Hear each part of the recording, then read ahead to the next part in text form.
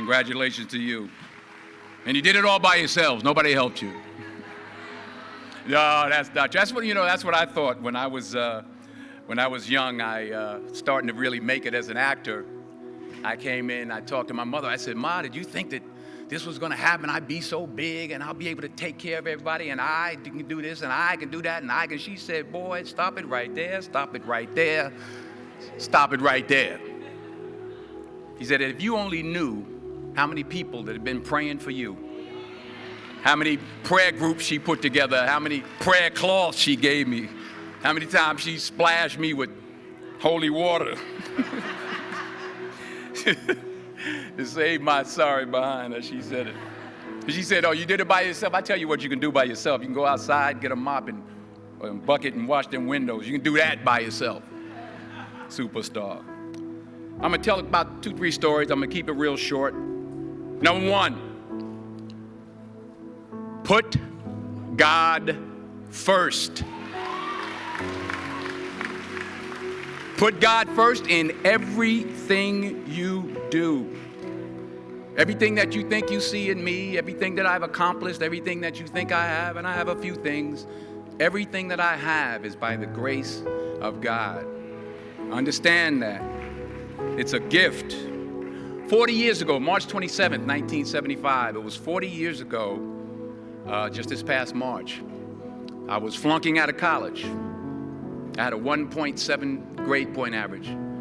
I hope none of you can relate. I had a 1.7 grade point average. I was sitting in my mother's beauty shop. They still call it beauty shops now? What they call it now? Yeah, I was sitting in the beauty parlor.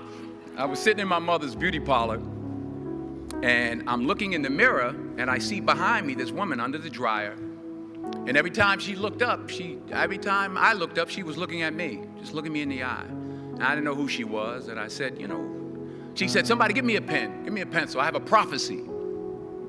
March 27, 1975, she said, "Boy, you are going to travel the world and speak to millions of people." Now, mind you, I was flunked out of college. I'm thinking about joining the Army. I didn't know what I was going to do, and she's telling me I'm going to travel the world and speak to millions of people. Well, I have traveled the world, and I have spoke to millions of people. But that's not the most important thing, the success that I had. The most important thing is that what she taught me and what she told me that day has stayed with me since. I've been protected. I've been directed. I've been corrected. I've kept God in my life and it's kept me humble. I didn't always stick with him, but he always stuck with me. So stick with him in everything you do.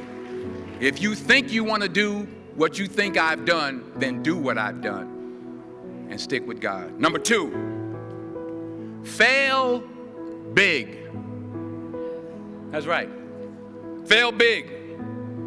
Today's the beginning of the rest of your life, and it can be very frightening. It's a new world out there. It's a mean world out there, and you only live once. So do what you feel passionate about. Take chances professionally. Don't be afraid to fail. There's an old IQ test, was 9 dots, and you had to draw 5 lines with a pencil within these 9 dots without lifting the pencil. The only way to do it was to go outside the box.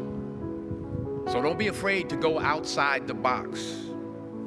Don't be afraid to think outside the box. Don't be afraid to fail big, to dream big. But remember, dreams without goals are just dreams, and they ultimately fuel disappointment.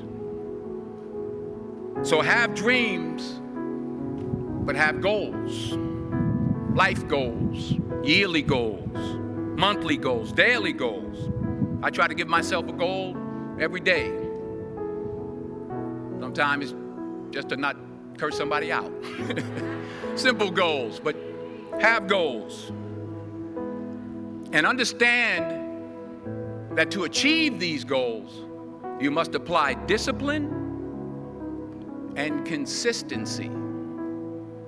In order to achieve your goals, you must apply discipline, which you have already done, and consistency every day, not just on Tuesday and miss a few days. You have to work at it every day. You have to plan every day. You've heard the saying, we don't plan to fail, we fail to plan. Hard work works. Working really hard is what successful people do. And in this text, tweet, twerk world that you've grown up in, remember, just because you're doing a lot more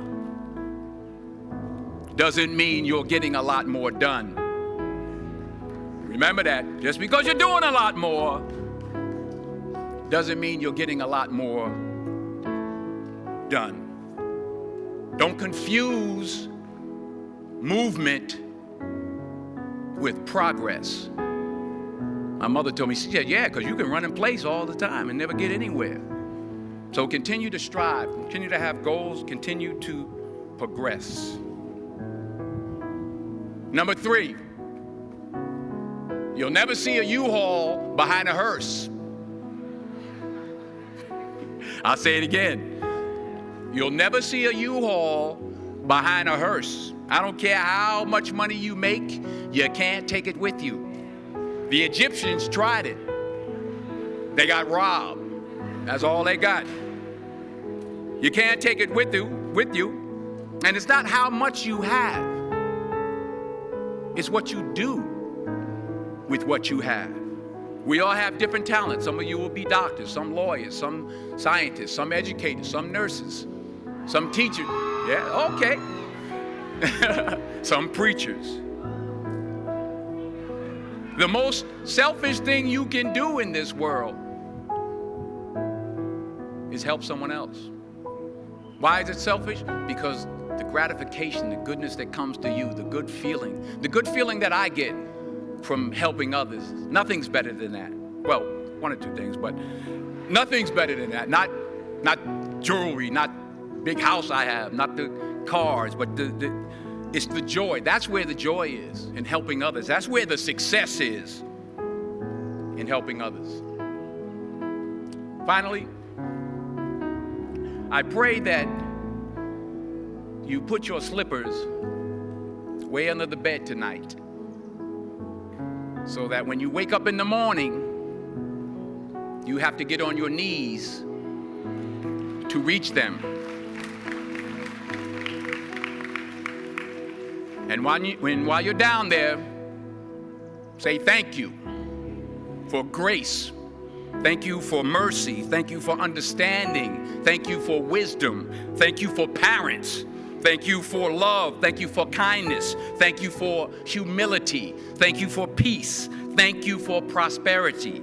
Say thank you in advance for what's already yours. It's how I live my life. That's why I am, one of the reasons why I am today. Say thank you in advance for what is already yours. True desire in the heart for anything good is God's proof to you, sent beforehand to indicate that it's yours already. I'll say it again. True desire in the heart, that itch that you have, whatever it is you want to do, that thing that you want to do to help others and to grow and to make money, that desire, that itch, that's God's proof to you, sent beforehand already to indicate that it's yours. And anything you want good, you can have. So claim it. Work hard to get it. When you get it, reach back. Pull someone else up. Each one, teach one. Don't just aspire to make a living. Aspire to make a difference.